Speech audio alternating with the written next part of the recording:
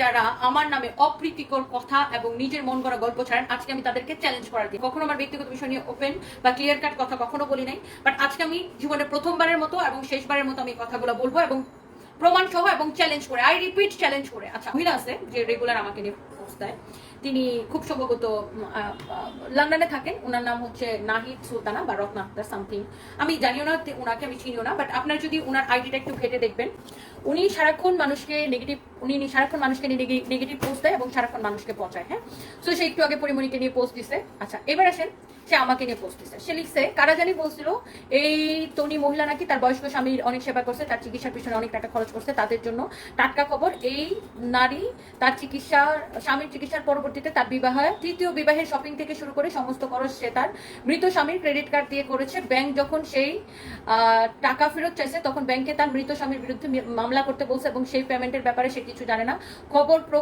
খবরে প্রকাশ এসব সে নাকি ইবিএল ব্যাংকের ক্রেডিট কার্ড দিয়ে করেছে।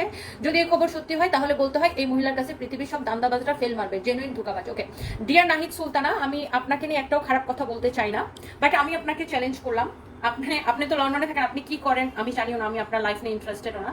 আচ্ছা, উনি সারাক্ষণই মানুষকে নিয়ে, আমি একটু মহিলা কি করে সেটা আপনারা একটু দেখতেই পারবেন। এই যে দেখেন, এক শাকিব খান ও বুবলিকে নিয়ে ভিডিও বানাইছে। হ্যাঁ, তারপরে ওনার কাজই হচ্ছে যে মানুষকে নিয়ে ভিডিও বানানো। আমি একটু ওনার পেজে যাই, এই যে যেমন ধরেন এর আগে পোস্ট করছে শাবনূর আর ইয়াকে নিয়ে, এর আগের পোস্ট আবার আমাকে নিয়ে, মানে ওনার কাজই হচ্ছে অন্য মানুষকে নিয়ে পোস্ট দেওয়া।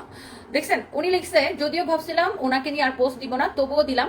যদিও ভাবছিলেন পোস্ট দিবেন না, কিন্তু আপনি দিচ্ছেন। কেন দিচ্ছেন? কারণ আমাকে নিয়ে পোস্ট দিলে ফেসবুক আপনাকে টাকা দেয়। আচ্ছা, কারণ একটা প্রশ্ন আমার মনে ঘুরপাক কাছে, সেটা হলো এই যে ওনার স্বামীকে কেউ বুড়া বেটা বললে উনি তেরে আসতেন, কমেন্টকারীদের তীক্ষ্ণ জবাব দিতেন, ধুয়ে দিতেন, কিন্তু ওনার বর্তমান স্বামীকে সবাই ফ্রড চিটার বললে আমি কিছু বলি না কেন। হ্যাঁ, স্বামীকে গ্রহণ করেছেন, তবে কি ইনি জেনে শুনে স্বামীকে গ্রহণ করেছেন এবং ওনার তৃতীয় স্বামীর ঘটনা এতটাই সত্যি যে উনি আসলে বলার মুখ নাই। আচ্ছা, এই মহিলা সারাক্ষণেই অন্য মানুষকে নিয়ে পোস্ট দিতে থাকে। আমি একটু তার প্রোফাইলটা যদি আরো ঘেটে দেখেন, এই যে দেখেন, তার কাজই হচ্ছে অন্য মানুষকে নিয়ে পোস্ট দেওয়া, রিচ বানানো এবং হচ্ছে যে ফেসবুক থেকে টাকা ইনকাম করা। এনার মতো এরকম বহু মানুষ আছে যাদের কাজ হচ্ছে এরকম মানে এখন তো এরকম শত শত মানুষ আছে যারা ফেসবুকে, যারা হচ্ছে শুধুমাত্র অন্য মানুষকে নিয়ে বাজে কথা বলে পোস্ট দেয় এবং পোস্টের বিনিময়ে ফেসবুক থেকে টাকা পায়। ওকে, আজকে আমি একটু এই যে পোস্টটা দিছে ইভিএল এর, এবং আমি এই বিষয়গুলো আমার কাছে মনে হয় আমার একটু ক্লিয়ার করা উচিত। সো আমি আসলে প্রচন্ড বিরক্ত।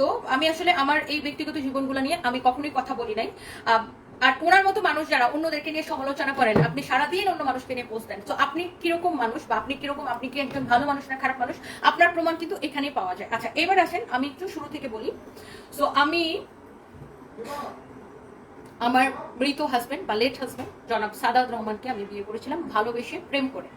উনার থেকে আমি আবারও বলতেছি, তার থেকে আমি একটা পয়সাও নেই নাই এবং তার থেকে কোনো সম্পত্তি আমি বা আমার ছেলে সারফরাজ পায় নাই।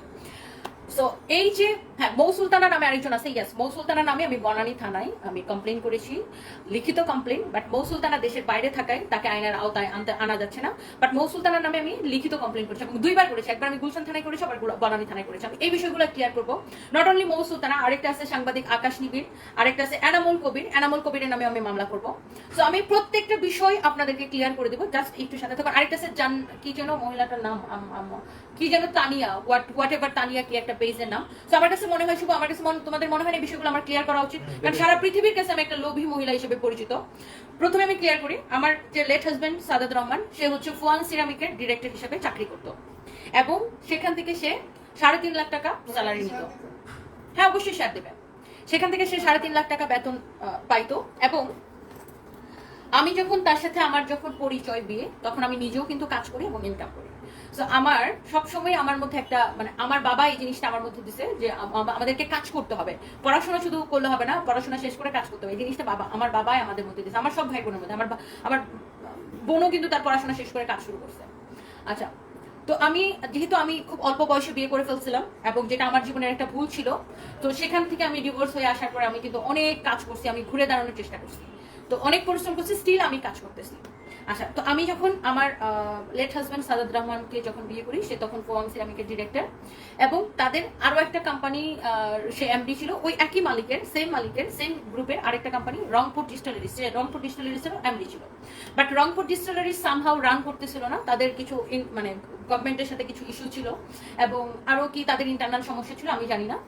তো আমি যেটা জানতে পারি, আমার হাজবেন্ড যেদিন অসুস্থ হয় 4ই অক্টোবর, আই রিপিট, আমার লেট হাজবেন্ড যেদিন অসুস্থ হয় 4ই অক্টোবর 2024, তার আগের দিন এই রংপুর ডিস্টিলারিজ নিয়ে তার একটা উত্তরাতে একটা মিটিং ছিল বাংলাদেশের একজন বড় একজন বিএনপির একজন খুব বড় একজন লোকের সাথে। কারণ রংপুর ডিস্টিলারিজটা তারা হ্যান্ড ওভার করে নিচ্ছে এবং এই রংপুর ডিস্টিলারিজের নামে কয়েক কোটি টাকার লোন আছে, যেটা কিনা কোম্পানির লোন। এবং যেহেতু আমার লেট হাজব্যান্ড এটার পেইড এমডি ছিল এবং সে এটার সিগনেটরি ছিল, তার সিগনেচার ছিল ওখানে, গ্যারান্টি ছিল সে, তো ওই লোনের প্রেশারটা তার উপরে ছিল। এবং যেটা আমি তার কোম্পানি থেকে জানতে পারি, ফোয়াং সিরামিক থেকে, যে সেই কারণে প্রচন্ড মানসিক টেনশনে ছিল, যেটার কারণে হয়তো বা সে স্ট্রোক করে থাকতে পারে। এবং আমি এই যাবৎকালে আমার তার সংসার জীবনের আমি আসলে 7 বছর একসাথে ছিলাম, কখনোই তার অফিসিয়াল ব্যাপারে সে আমার সাথে কখনোই খোলামেলা কথা বলতো না এবং আমিও আমার প্রফেশনাল ব্যাপারে তার সাথে বাসায় যে কথা বলতাম না। কারণ আমাদের দুজনের প্রফেশন ডিফারেন্ট। আমি নিজে কাজ করে এই জায়গাটায় আসছি এবং সে চাকরি করতো এবং সাংবাদিক আকাশ নিবিড়, আমি জানি না সে সাংবাদিকের স্বর মধ্যে পড়ে কিনা, সে বিভিন্ন জায়গায় বলছে আমার লেট হাজবেন্ড নাকি সচিব ছিল, যেটা কিনা সম্পূর্ণ ভুয়া এবং মিথ্যা কথা। সে ফোয়াং সিরামিকের ডিরেক্টর হিসেবে সে চাকরি করতো। আচ্ছা, এবার আসেন, আমি এত একজন বয়স্ক লোককে টাকা ছাড়া বিয়ে করলাম, মানে শুধু টাকা পয়সা ছাড়াই বিয়ে করে ফেলাম, যেটা একদম জাতিগত প্রশ্ন। এবং আমাকে যেটা আজকে আমি 20 থেকে যখন থেকে অনলাইনে কাজ করি, আমরা মনে হয় 2020-এর লাস্টের দিকে আমি আমার লেট হাজবেন্ডকে নিয়ে ক্যামেরার সামনে আসছি। তো 2020-এর লাস্ট থেকে আজকে 2025-এর লাস্ট, এই লাস্ট 5টা বছর ধরে আমাকে সোশ্যাল মিডিয়াতে একটাই কথা শুনতে হয় যে আমি টাকার জন্য বুড়া লোককে বিয়ে করছি, টাকার জন্য বুড়া লোককে বিয়ে করছি, টাকা টাকা টাকা, আমি লোভী লোভী লোভী লোভী। তো আমাকে একটু ক্লিয়ার করতে দেন বিষয়টা। আমার লেট হাজবেন্ড চাকরি করতো পেইড, সে একজন পেইড ডিরেক্টর ছিল ফোয়াং সিরামিকের। আপনারা চাইলে ফোয়াং সিরামিকে যোগাযোগ করে জেনে নিতে পারেন। এবং সে 3.5 লাখ টাকা ওখান থেকে স্যালারি পাইতো। এবং সে যে কত টাকা স্যালারি পাইতো আমি সেটাও জানতে পারছি কবে জানেন? তাকে নিয়ে যখন আমি ব্যাংককে যাই, সে যখন অসুস্থ হয়ে যায়, তারপরে সে যখন তার অফিসের কাছে, তার কোম্পানির কাছে আমি যখন হেল্প চাই, তাদের চেয়ারম্যানের কাছে যখন আমি হেল্প চাই, তখন আমি জানতে পারি যে সে 3.5 লাখ টাকা এই কোম্পানিতে স্যালারি পাই। এর আগে পর্যন্ত আমরা হাজব্যান্ড ওয়াইফ কখনোই কে কত টাকা ইনকাম করি সেটা নিয়ে কেউ কারোর সাথে ক্লিয়ার কাট ডিসকাশন করতাম না। কারণ কি, আমরা সবসময় নিজের যার যার টাকা দিয়ে সে চলতাম। আমি আমার টাকা দিয়ে চলতাম, সে তার টাকা দিয়ে চলতো। বাট ফ্যামিলিতে আমরা দুজনেই মানে একটা সংসার চালাতে যে খরচটা, সেখানে আমরা দুজনেই কন্ট্রিবিউট করতাম। তারও কন্ট্রিবিউশন ছিল, আমারও ছিল। এবং আমি বনানী যে বাসাটা থাকি সেটা কিন্তু আমার ভাড়া বাসা, কেনা বাসা না। এবং অনেকে যেটা প্রচার করেন যে বনানীর বাসা সারফাসের ড্যাডি আমাকে কিনে দিয়ে গেছে, আমি সেই বাসায় থাকি, ডুপ্লেক্স বাসায় থাকি, এটা সম্পূর্ণ একটা মিথ্যা কথা। সেটা আমার ভাড়া বাসা। হ্যাঁ, এবং আমি 2টা ফ্ল্যাট নিয়ে থাকতাম, এটা সত্যি। ফাহিমের কি হয়েছে, ফাহিমকে কেন বের করে দিয়েছে আমরা, সেটারও আজকে আমি ক্লিয়ার কাট উত্তর দিব। এবং ফাহিম আমার স্টাফ ছিল, অ্যাসিস্ট্যান্ট ছিল, কিছু নোংরা মানুষ ফাহিমকে নিয়েও আমাকে নোংরা কথা বলে। এরকম তো অনেক ছেলেরা আমার কোম্পানিতে কাজ করে, এরকম অনেক ছেলেরা আমার কোম্পানিতে কাজ করে। সো ফাহিমকে কেন আমরা কোম্পানি থেকে বের করে দিচ্ছি সেটারও আজকে আমি ক্লিয়ার কাট উত্তর দিব। এবং এই বিষয়গুলো নিয়ে আমি ফার্দার আমার লাইফে কোনোদিন কথা বলবো না। আমি একটা নতুন বিয়ে করছি, আমি জীবনটাকে মুভ অন করার চেষ্টা করতেছি, আমি একটু শান্তিতে এবার বাঁচতে চেষ্টা করতেছি। আপনারা আমাকে একটু দয়া করে বাঁচতে দিবেন এবং আমি আপনাদের প্রত্যেকটা কথার ক্লিয়ার কাট উত্তর দিব। এবং আমি চ্যালেঞ্জ করতেছি, বাংলাদেশে অনেক ইন্টেলিজেন্স এজেন্সি আছে। বাংলাদেশ ব্যাংকে যদি কারোর এনআইডি কার্ড দেওয়া হয়, পুলিশকে কারো এনআইডি কার্ড দেওয়া হয়, তার নারী নক্ষত্র ঘুরি সবকিছু বের করে নিয়ে আসতে পারে, রাইট? সো আমার কথা যদি মিথ্যা হয়, বাংলাদেশের আপনারা সার্চ করেন আমার এনআইডি কার্ড দিয়ে, আমার লেট হাজবেন্ডের এনআইডি কার্ড দিয়ে সার্চ করেন, রাইট? মিথ্যা বলার তো কোনো সুযোগ নাই। আমি লাইভে এখন 9,000 মানুষ আমার লাইভ দেখতেছেন, মিথ্যা কথা বলার তো কোনো সুযোগ নাই। হ্যাঁ, ফাইমকে আমরা বের করে দিছি এবং ফাইমকে কেন বের করে দিছি সেটাও আমি ক্লিয়ার কাট আনসার দিব। একটু শুনতে হবে, পাঠাইছে না? আচ্ছা, এরপর আসেন সারফরাজের ড্যাডি, তার বয়স হয়েছে, তার তখন বয়স 68 বছর। এবং সারফরাজের ড্যাডি, আমি যতটুকু তার কাছ থেকে শুনছি, 2007 সালে তার হার্টে 2টা রিং করানো হয়েছিল। এবং সে সবসময় অসুস্থ হইতো। আমার সাথে বিয়ের পরেও বছরে কিন্তু 2-3 বার তাকে নিয়ে আমি ইউনাইটেড হসপিটালে ভর্তি হতাম। আমার কথা যদি বিশ্বাস না হয়, আপনারা ইউনাইটেড হসপিটালে তার হিস্ট্রি চেক করে নেবেন যে সে বছরে কতবার ইউনাইটেড হসপিটালে তাকে নিয়ে ভর্তি হওয়া লাগতো। কারণ সে একটা অসুস্থ মানুষ ছিল, সে প্রায় সময় অসুস্থ হয়ে যেত এবং তাকে নিয়ে আমি প্রায় সময় ইউনাইটেড হসপিটালে। এবং কোভিডের সময় সে 2বার কোভিড সাসপেক্টেড ছিল এবং সে কোভিডের সময় আমি তার সাথে হসপিটালে ছিলাম। আমার একবারও ভয় লাগে না, কারণ আমি মানুষটাকে প্রচন্ড ভালোবাসতাম।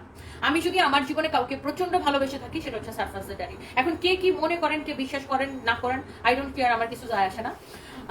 তো সবসময় সে ইউনাইটেড হসপিটালের পেশেন্ট, ডক্টর কাইসান নাসিরুল্লাহর আন্ডারে, উনি তার হার্টের ডক্টর। তো সবসময় ওকে নিয়ে আমি ভর্তি হইতাম। এবং ওর একটা জিনিস ছিল কি, ও খাবার দাবার মেনটেন করতো, বাট খুব একটা যে মেনটেন করতো তা না।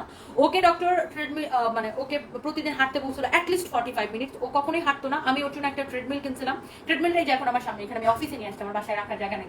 কিন্তু সে ট্রেডমিলও দৌড়াইতো না, খুব কম, হয়তো বছরে 1-2 বার দৌড়াইতো। মানে ও আসলে স্বাস্থ্য সচেতন ছিল না ওইভাবে। আর আমি যেহেতু নিজে 16-17 ঘন্টা 18 ঘন্টা আমার কাজ করতে হয়, সো আমি যে আমার হাজবেন্ডের পিছনে লেগে থেকে হাজবেন্ডকে সাথে নিয়ে এগুলো করাবো, আমার পক্ষে আসলে সম্ভব ছিল না। কারণ আমার অনেক রেসপন্সিবিলিটি ফ্যামিলিটি, আমার মা ভাই বোন সবাইকে আমার দেখতে হয়, আমার বাচ্চাদেরকে আমার দেখতে হয়, আমার সানভিকে আমার দেখতে হয়। আচ্ছা এবার আসেন, এই যে সবাই বলেন আমার হাজবেন্ড আমাকে অনেক টাকা দিয়ে গেছে, অনেক টাকা দিয়ে গেছে, অনেক টাকা দিয়েছে, যেটা সম্পূর্ণ ভুয়া কথা। সারফরাজের ড্যাডি অসুস্থ হওয়ার পরে যখন ও ভোর 5টা বাজে অসুস্থ হয় এবং আমি ওকে নিয়ে ইউনাইটেড হসপিটালে নিয়ে যাই, সাথে সাথে ইনস্ট্যান্ট। এখন অনেকে বলবেন যে ড্রাইভার কোথায় ছিল এত ভোরবেলায়। আচ্ছা আমার ড্রাইভার জাহাঙ্গীর, আমার বাসা হচ্ছে বনানীতে, আর আমার ড্রাইভার তখন এই যে আপনার টিএনটি গেট থাকতো।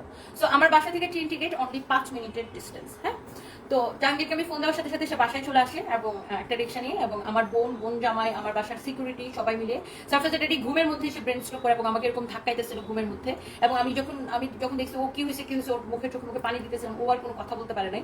ও এরকম করে টাং বাইট করার পরে ও আর কোনো কথা বলে না। ওকে আমরা সাথে সাথে ইউনাইটেড হসপিটালে নিয়ে যাই, এবং ইউনাইটেড হসপিটালে নিয়ে যাওয়ার পরে ওখানে ডক্টররা ওকে হচ্ছে যে আপনার চেক আপ করে। হ্যাঁ, তারপর সাথে সাথে ওকে লাইফ সাপোর্ট দিয়ে দেয়। ওর হচ্ছে আপনার ওর কি হয়েছে সেটা দেখার ডাক্তার অনেক চেষ্টা করে, সিটি স্ক্যান করে। তো ও যে ব্রেন স্ট্রোক করছে সেটা সিটি স্ক্যানে ধরা পড়ে না। সো সেটা ধরা পড়ে একদিন পরে, 36 ঘন্টা পরে। এবং ধরা পড়ার পরে ডক্টর, এই যে দেখেন আমি এখানে একটু আপনাকে দেখাইতে যে ওর ব্রেনটা কি পরিমাণ ড্যামেজ হয়েছিল এখানে। আর এটা দেখেন কেস সামারি। অনেকে বলেন যে আমি নাকি আমার হাজবেন্ডকে মেরে ফেলছি। So here is the case summary, যেটা আপনি কিনা পড়লে বুঝতে পারবেন যে ইউনাইটেড হসপিটালে ওর সব হিস্ট্রি আছে। আমার কথা বিশ্বাস না হলে আপনারা ইউনাইটেড হসপিটাল থেকে একটু জেনে নেবেন যে ওর কি হয়েছিল। এখানে সবকিছু কেস সামারিতে দেওয়া আছে। ওকে, সো এই কেস সামারিটা আমি ইউনাইটেড হসপিটাল থেকে নিয়ে ইউনাইটেড হসপিটালের ডক্টর বলে তখন যে ওকে 1%ও বাঁচার সম্ভাবনা নাই, ও 1%ও বাঁচবে না। তো আমি এই কথাটা কোনোভাবে মানতে রাজি না যে না আমি ওকে বাঁচাই ছাড়বো, কারণ ও না মানুষটা খুবই ভালো ছিল। ও অসম্ভব ভালো মনের একজন মানুষ ছিল। ও খুবই ভালো ভদ্রলোক, ওর ফ্যামিলি ব্যাকগ্রাউন্ড ভালো, ও মানুষ হিসাবে ওকে আমি 100তে 100 দিব। আচ্ছা, কিন্তু এইটা ঠিক ফিনান্সিয়াল ব্যাপারগুলোতে, টাকা পয়সার ব্যাপারে, যেহেতু মানুষ আমাকে এমনিতেই বলে যে আমি নাকি টাকা লোভে ওকে বিয়ে করছি, বা এমনিতেই মানুষের একটা ভুল ধারণা যেটা আমার নাম দিয়ে সবাই সবসময় মানুষ ভুয়া তথ্য ছড়ায়, এই জন্য আমি আরো বেশি টাকা পয়সার বিষয়ে কথা বলতাম না। যে মানে বাপরে বাপ, মানুষ এমনি আমার লোভী বলে। আমি কখনোই টাকা পয়সার বিষয়, আমি সকল খরচ আমি নিজে চালাইতাম। কারণ আমি যখন ডিভোর্স দিয়ে আসছি, তো তখন আমি হচ্ছে যে যখন সানভীর বাবাকে ডিভোর্স দিয়ে আসছি তখন থেকে সানভীর খরচ, আমার খরচ সবকিছু আমাকে ইনকাম করা লাগতো। আমি খুব হার্ড ওয়ার্ক করছি, এখনো করি। আচ্ছা এরপরে আসেন, তো ইউনাইটেড হসপিটালে একটা মেডিকেল বোর্ড বসে। আপনারা আমার কথা বিশ্বাস না হলে ইউনাইটেড হসপিটাল থেকে আপনারা জেনে নিতে পারেন। তো তখন সেখানে নিউরোলজি ডক্টর বলে যে এখানে সেখানে আমি একটু অ্যাড করি, আমার লেট হাজব্যান্ডের বড় মেয়ে উপস্থিত ছিল, আমার অফিসের স্টাফ ছিল, আর অনেকেই ছিল। সেখানে ডক্টর বলে যে না, তার আর 1% বাঁচার সম্ভাবনা নেই। হ্যাঁ, তো আমি এটা কোনোভাবেই মানবো না। আমি ওকে সিঙ্গাপুরে নিয়ে যাবো, মাউন্ট এলিজাবেথে। আমি তখন বারমুডার, ওকে কিভাবে দেশের বাইরে নিয়ে গেলে ও ভালো হয় কিনা, ওকে কোনোভাবে সুস্থ করা যায় কিনা, ও অ্যাটলিস্ট ওর জ্ঞানটা ফিরে কিনা। আমার একটা ব্যাপার ছিল যে ও পুরোপুরি সুস্থ না হইলেও অ্যাটলিস্ট মানুষ তো কোমায়, ও তখনই কোমায় চলে গেছে, ও ডে 1 থেকে কোমায় চলে গেছে, যে অ্যাটলিস্ট মানুষ তো তাকায়, মানুষ ও বিছানায় শুয়ে থাক, আমি ওর জন্য বাসায় নার্স রাখবো, তারপরে ও তাকাক, ও বিছানায় শুয়ে থাক, ও অ্যাটলিস্ট বেঁচে আছে, এটাই আমার শান্তি। ও বেঁচে আছে, সারপ্রাইজের ড্যাডি বেঁচে আছে, এটাই আমার শান্তি। তো সেই চেষ্টা থেকে আমি দেখেন, আমি আরো কিছু জিনিস আপনাদেরকে দেখাই। সিঙ্গাপুরের মাউন্ট এলিজাবেথের হসপিটালের জন্য আমি তখন কিন্তু কেস সামারি পাঠাই। এখানে দেখলে বুঝতে পারবেন, ওনার নাম হচ্ছে নিশাত আপু, উনি হচ্ছে মাউন্ট এলিজাবেথের জব করেন। হ্যাঁ, ওনাকে দেখেন 6 October, you can see 6 October আমার সারফেসের ড্যাডি অসুস্থ হয় 4 অক্টোবর। সো 4 অক্টোবর অসুস্থ হয়, ইউনাইটেড হসপিটালে নিয়ে যায়। 6 অক্টোবর ডাক্তার বলে তাকে বাঁচানো সম্ভব না, তার 1%ও বাঁচার সম্ভাবনা নাই, কারণ তার ব্রেন পুরোটা ড্যামেজ হয়ে গেছে, ব্রেন স্ট্রোকের, তার একটা মারাত্মক ব্রেন স্ট্রোক হয়েছে। সো আমি সরি নিশাত, এটা আপু না, এটা হচ্ছে ভাইয়া, সরি ভাইয়া। এই যে দেখেন আমি ওনাকে এগুলো পাঠাইছি, আমি লিখছে থ্যাংক ইউ ভাইয়া। উনি কি লিখছে, আপু we are trying our best, please send me the case summary for. আচ্ছা দেখেন এখানে সবকিছু দেওয়া আছে, আপনি দেখতে পাচ্ছেন, ওনার সাথে পরে আমার কথা হয়েছে, সবকিছু দেখতে পাচ্ছেন। আচ্ছা এবার